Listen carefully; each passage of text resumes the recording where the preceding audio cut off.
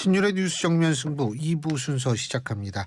언제나처럼 말씀드리지만 유튜브 들어가셔서 YTN 라디오 채널 구독해 주시고요. 신율의 뉴스 정면 승부 좋아요와 댓글 부탁드리겠습니다. 자, 금요일 2부 신율의 뉴스 정면 승부는 정면 인터뷰로 꾸며지는데요. 자, 제가 앞서도 잠깐 말씀을 드렸습니다만 후쿠시마 오염수 방류를 두고서 이 공방이 아마 점점 더 심해지지 않을까 이런 생각이 듭니다. 이제 방류 날이 점점 다가오고 있기 때문인데요. 바로 그런 이유에서 오늘 정면 인터뷰에서는 국민의힘 우리바다 지키기 검증 TF 위원장 성일종 의원 연결해서 입장 직접 들어보는 시간 마련했습니다. 성 의원님 안녕하십니까? 예, 안녕하십니까. 성일종 의원입니다. 예. 지금 더불어민주당은 전국을 이렇게 순회하면서 이제 이 항구 가서 수산업 하시는 분들 만나고, 정의당 의원들은 후쿠시마로 떠났다고 하는데 그 후쿠시마 가는 것도 중요하지만 오히려 중앙 정치, 도쿄에 가서 정치인들 만나고 이래야 되는 것 아니냐 이런 얘기인데 어떻게 보십니까? 민주당도 그렇고 정의당도 그렇고 쇼를 하고 있는 것이지요. 지금 이 후쿠시마의 오염 처리수를 방류하는 거는요, 문재인 정부에서 국제법적으로 기준에 맞으면 동의할 수밖에 없다고 외교부 장관이었던 당시 정의용 장관이 국회 대정부 질문에서 발표한 이 기조잖아요. 그래서 문재인 정부에서 21년도 7월 달에 IAEA의 11개 국가에 공동으로 모여서 검증단을 만듭니다. 후쿠시마 방류에 대한. 그때 우리나라 과학자를 문재인 정부에서 파견을 하잖아요. 또 8월에 원자력안전위원회에다가 TF팀을 만들어가지고 오염수 처리에 대해서 어떻게 대응할 것인지에 대한 TF팀을 만들어서 그 당시에 의견을 냅니다. 큰 문제가 없을 거라고 하는. 그리고 그 TF팀이 지난달에 일본의 실사단으로 거의 갔다 온 것이지요. 그래서 문재인 정부에서부터 그 기조를 윤석열 정부에서 물려받은 거예요. 윤석열 정부 1년 갔지는 않습니다. 그래서 문재인 정부에서 물려받았던 거에 더 촘촘히 챙기고 더 꼼꼼하게 지금 저희가 따질 걸 따지고 있는데, 윤석열 정부에서 후쿠시마 오염 처리수에 대해서 찬성한 적이 있습니까? 이게 국제법적으로 문제가 없을 때 일본이 방류한다고 그러니 우리 정부가 더 챙기겠다라고 하는 거예요. 그리고 그런 것들이 이 IAEA를 중심으로 하는 국제사회에서 인정을 하게 되면, 기준치 안에 들어오고 법적으로 문제 없으면 이거에 대해서 막무가내로 반대할 수가 없으니 더 챙기겠다라고는 기조를 윤석열 정부는 지금까지도 일관되게 유지하고 있다는 말씀을 분명히 드립니다. 그런데 이를 지금 현재 민주당이 지금 이 선동을 하고 나섰는데, 이때 피해를 누가 다 보겠습니까? 어민들이 보고 계시는 겁니다. 그러면 아니 지금 방류도 안 했잖아요. 그리고 문재인 정부부터 동해서의 남해에서 52곳에서 바닷물을 채수해서 방사능 측정을 하고 있고요. 우리 해역에서 나오는 모든 수산물, 그리고 일본에서 들어오는 수산물 다 방사능 측정을 문재인 정부에서부터 해오고 있고, 윤석열 정부도 하고 있고, 윤석열 정부는 이걸 800개로 더 늘리고 채수 시점도 배로 늘리고 하는 이런 일을 하고 있는데, 이거를 지금 방류도 안 했는데 마치 이렇게 선동하는 것은 오히려 더 어민들을 어려움에 더 몰고 있다고 생각을 합니다. 지금 성 의원님께서 우리가 따질 거는 따지고 있다. 뭘 따지고 있습니까? 지금 일본한테? 그 지금 현재 국제 기준에 맞는지요, 법에 맞는지, 또 이 후쿠시마 오염수가 처리되는 처리 과정에 모든 것들이 나오는지, 비상대책은 되어 있는지, 모든 과정을 다 점검하지 않았습니까? 문재인 정부에서 이런 거 점검이 이루어졌었나요? 한일 관계가 좋아지니까 우리의 최고의 과학자들을 보내서 지금 이런 부분들을 다 따지고 있는 것입니다. 예, 한국원자력학회가 지금 정치권을 비롯해서 다양한 사람들과 공개 토론하자 이런 입장을 내고 있는 것 같은데, 일단 국민의힘이나 뭐 이런 여당 쪽에서는 공개 토론에 참여할 수도 있는 거 아니에요? 아유, 언제든지 환영하지요. 이 문제는 과학의 문제입니다. 지금 정치가 과학을 이기겠다는 거잖아요. 우리 국민들께서 현명하십니다. 대한민국 문명국가입니다. 예. 옛날 광우병을 미국산 쇠고기를 먹으면 뇌구멍 뭐 이렇게 다 뚫린다라고 하는, 예, 그렇게 했었고, 또 상주에 사드 전자파가 나오는데 뭐 참외를 먹으면 암에 걸린다, 몸이 튀겨진다, 이런 얘기를 했었는데, 다 그게 과학의 문제를 광기가 담겨져 있는 선동에 의해서 이게 급속하게 퍼져서 국민 판단을 흐리게 했던 거 아닙니까? 이번 같은 경우는 핵과 관련되는 문제잖아요. 그렇기 때문에 더더욱 이 부분은 과학적으로 풀어야죠. 그래서 지금 말씀 주신 대로 원자력학회가 요청을 했습니다. 예. 이런 거에 대해서 논리적으로 과학적으로 따지자, 장을 열자 하니까 지금 아무도 못 나오잖아요. 예. 민주당 못 나오지 않습니까? 예. 언제든지 환영합니다. 예, 알겠습니다. 자, 그리고 제가 한 가지 또 궁금한 게요. 이 중국 원전에서 나오는 삼중수소의 양이 이게 만만치 않다고 그러더라고요. 예? 그렇습니다. 예. 그러면은 여당이니까, 더군다나 이제 성일종 의원님은 우리 바다 지키기 검증 TF 위원장이신데, 바다를 지킨다는 거는 중국으로부터 유입될 가능성이 있는 삼중수소 문제도 중국 측이 한번 문제 제기를 해야 되는 거 아닌가, 이런 생각을 하는데요. 이 삼중수소라고 하는 것은 용해성이에요. 물에 녹거든요. 예. 그래서 우리가 비가 내릴 때 대기권에 바깥에 나가면 방사능이 많이 있습니다. 예. 그게 비가 내릴 때에 우리 이 비로도 엄청 내려요. 예. 그리고 이 삼중수소라고 하는 것이 인체에 해롭다라고 하는 과학적 근거가 지금까지 나오지를 않았어요. 지금 말씀하신 거는 약 한 50배 정도가 중국에서 우리 서해바다 쪽으로 흘러보내는 이 삼중수소의 양을 말씀을 하시는 거잖아요. 예. 맞습니다. 중국에서 나오는 것이 1000조 베크렐 이상이 됩니다. 예.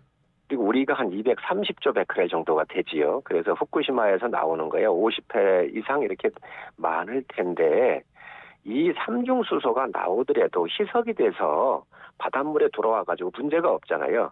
지금 후쿠시마의 삼중수소를 다른 알프스라고 하는 여과기를 통해서 나가면 모든 핵종이 걸러지는데 물속에 녹아있는 삼중수소만 못 걸러요. 그렇기 때문에 이거를 리터당 1,500베크렐로 희석해서 내보내겠다는 게 일본이고요. 예. 이제 중국이 많이 나오니까 그럼 중국은 왜 얘기를 못 하느냐 이렇게 얘기를 하는데, 예. 그렇게 되면 중국이든 일본이든 우리 원전부터 세워놔야 됩니다. 우리 원전에서 나가는 건 없나요? 그것도 굉장히 많이 양이 나간 거예요. 중국이 많은 것도 수가 많아서 이게 양이 많은 것이죠. 이보다 더 급한 것은 민주당이 그렇게 삼중수소를 문제를 삼으면요, 북한의 평산광산에서 우라늄을 채취해가지고 화공약품을 분리해서 나갈 때 그 물질들이 예성강을 통해서 서해바다로 들어가고 있잖아요. 이런 거는 왜 민주당은 제기를 안 했었습니까?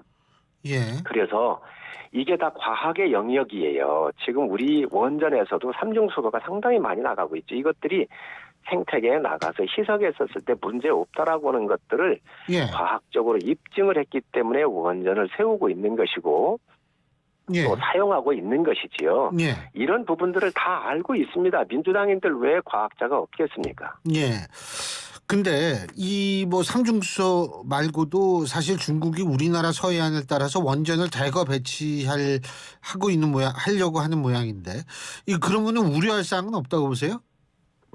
우려할 사항도 있겠지요. 그러니까 국제 공조라든지 과학적으로 서로 이야기가 돼야 된다는 것이지요. 그리고 중국도 주권 국가입니다. 일본도 주권 국가고, 강경화 장관께서 21년도 10월 26일인가 20년도 10월 26일 날이에요. 예. 국회에 답변을 하실 때 뭐라고 그랬냐면, 후쿠시마 오염수는 일본의 주권적인 영토 내에서 이루어지는 사항이라고 얘기를 했었거든요.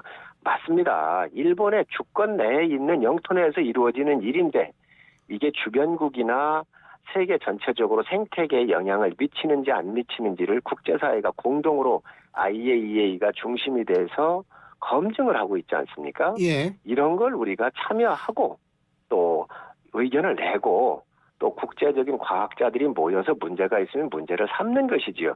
이런 거에 대해서 문제 제기하는 거가 지금 민주당이 얘기하는 것은 그렇습니다. 이 부분을 선동하지 말고요. 정말로 어떤 핵종이 안 걸러지는지 국제 기준에 얼마가 오버가 됐는지 그 데이터를 가지고 얘기를 해야 되는데 데이터를 가지고 얘기하는 게 아니고 예. 지금 그냥 국민 반일 감정 내지는 핵에 대한 공포심만 가지고 우리 바다 오염된다고 얘기하는 게 되겠습니까? 11년도 사고가 났었을 때 알프스 같은 여과기를 거치지 않고 많은 물이 바다로 나갔는데 이미 10년이 넘었습니다. 우리나라 2번 정도 돌아갔을 거예요. 그래도 우리 바다에서 안 나왔잖아요. 그런데 지금 여과기를 통과해서 나가는 물을 가지고 우리 바다가 오염된다라고 이렇게 선동을 하면 그 피해를 누가 보겠습니까? 결론적으로 국민이 보는 것이고 특히 예. 어민들이 갈 곳이 없게 됩니다. 예. 예. 자, 그 오염수 방류 이게 언제쯤 되죠? 예? 오염수 방류가 언제쯤 되죠? 그거는 저희도 잘 모르는데 예측하기는 예. 뭐 한 7월 정도 되지 않겠나 이렇게 또 IAEA의 최종 보고서가 나오는 거에 따라서 하지 않겠나라고 지금 생각하고 있습니다. 예, 알겠습니다. 자, 다른 것도 좀 여쭤볼게요. 이 수능 킬러 문항 핀셋 제거하고 유아 사교육비 절감을 위해서 만 3에서 5세 교육과정 개정도 추진하겠다. 자, 지금 논의가 좀 어떻게 이루어지고 있습니까? 당내에서? 지금 모든 정부가 사실 대한민국의 가장 어려운 부분이 예. 사교육비가 너무 예. 높기 때문에 문제가 되는 것이잖아요. 예. 그래서 우리 학부모님들의 사교육비를 줄여주는 것이 가계 가처분 소득을 늘려주는 것이지요. 예. 그래서 가장 중요한 게 공교육의 정상화입니다. 예. 이 공교육의 정상화하려면 어떻게 해야 되겠어요? 교과서 내에서 국가가 인정한 게 교과서잖아요. 예. 그리고 이거는 다 준비가 된 프로그램이잖아요. 예. 이 범위 내에서 우리가 선별을 하고 또 그에 따른 문항의 난이도를 조절을 해서 이렇게 시험 문제를 내는 게 맞지요. 그래서 지금 사교육이 시장이 커진 것이 교과서 밖의 핀셋에 킬러 문항을 내기 때문에 학원가로 몰리는 거 아니겠습니까? 예. 그래서 이러한 잘못된 사교육 시장을 키운 이 교육을 공교육을 정상화하면서 우리 학부모들의 사교육비를 경감해야 되겠다라고 하는 큰 전제적인 거예요. 이거는 전 정부도 이걸 하려고 다가 못한 거 아니에요. 예. 그러니 이런 것들을 정상화하는 거에 저는 많은 분들이 협조가 있어야 한다고 생각을 합니다. 이거는 정쟁의 거리가 아니라고 생각을 합니다. 예. 참. 그리고 오늘 말이에요. 그 한상혁 전 방송통신위원장 이 면직 유지 결정이 행정법원에서 내려지지 않았습니까? 가처분 신청이 기각된 거죠. 어떻게 보십니까? 가처분 지금 정부 요거는 저도 뉴스를 챙겨보질 못했는데요. 예. 그 가처분 신청이 기각이 됐으면 한상혁 전 위원장이 가처분 요청을 했겠지요. 예, 그래서 면직이 그게 기각이 되는 되는 것은 것이죠. 예. 지금 정부에서 처리한 것들에 대해서 정당성이 있다 이렇게 법원이 판단한 판단한 것이다. 거 아닌가요? 예, 그렇군요. 그리고 이거 뭐 뉴스를 그러면 좀 보시고 나중에 이제 더 이 국회의원 정수 축소 얘기했잖아요. 김기현 대표, 그죠? 예. 이 부분이 이런 게 이제 김 대표는 국회의원 정수 줄여서 세금 절약에 효율적으로 일하자는 게 포퓰리즘이면 그런 포퓰리즘 맨날 하겠다 이렇게 얘기를 했는데 동의하세요?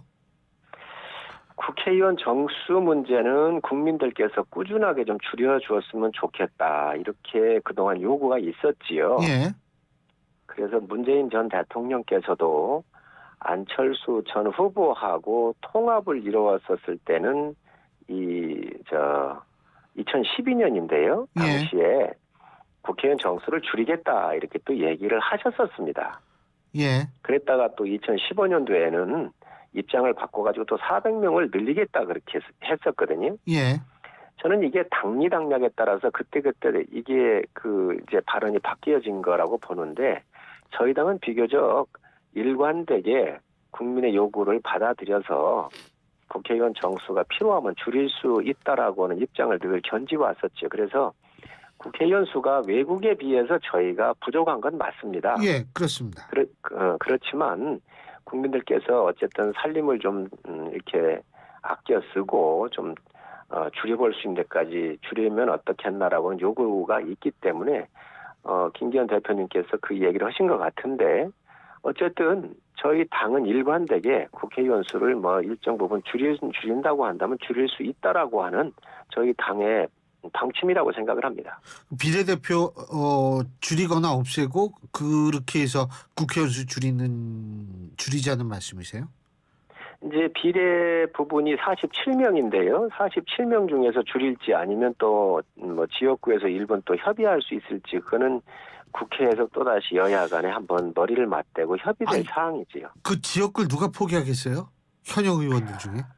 그런 부분들은 조금씩 조정할 부분도 좀 있습니다. 예. 왜냐하면 그 지역구 같은 경우는 뭐 최저 한도에 미달하는 예를 들면 지역 같은데 인구가 감소하면서 줄어든다고 한다면 다른 지역으로 이렇게 좀 나누기도 하잖아요. 그럴 때 그런 부분들에서 어떤 룸이 있는지는 아마 국회에서 논의하면 결과가 또 나올 수도 있을 거라고 봅니다. 예. 그리고 어제 NBS 조사 제가 이 대충의 여론조사 개요는 일부에서 말씀드렸으니까 반복하지 않겠고요. 그리고 오늘 발표된 한국갤럽조사 이 개요도 제가 일부에서 말씀드려서 반복하지 않겠는데 이 NBS하고 한국갤럽조사를 이렇게 보면 첫째 대통령 지지율이 상승세에 있는 것만은 사실인 것 같아요. 그리고 국민의힘 지지율이 민주당 지지율보다 앞서는데 자 어떻게 평가하십니까? 기분 좋다는 말씀은 빼시고요. 윤석열 대통령께서도 늘 말씀하셨는데 뭐 여론 지지도에 따라서 일희일비하지 않겠다고 말씀을 하셨어요. 저는 그렇게 말씀을 좀 드리고 싶습니다. 윤석열 대통령 지지율이나 당 지지율을 저는 뭐 상당한 수준까지 많이 올릴 수 있다고 생각을 해요. 앞으로 더 올릴 수 있다? 아니 올릴 수 있습니다. 예. 근데 그 방법은 두 가지가 있습니다. 하나는 돈을 푸는 겁니다. 포퓰리즘을 이용을 해서 국가의 재정을 풀어 제끼면서 많은 분들한테 돈을 뿌린다고 한다면 지지율 금방 올라갈 거예요. 두 번째, 쇼를 하면 됩니다. 쇼. 전에 민주당 얼마나 쇼를 많이 했습니까? 기획 잘하는 분 계셨었고. 그런데 윤석열 대통령은 이런 스타일이 아니십니다. 지지율에 연연하지 말고 미래 세대에 도움이 돼야 되고 역사에 욕먹는 사람이 돼서는 안 되겠다. 그렇기 때문에 쇼도 안 하시고 돈도 안 풀고 있지 않습니까?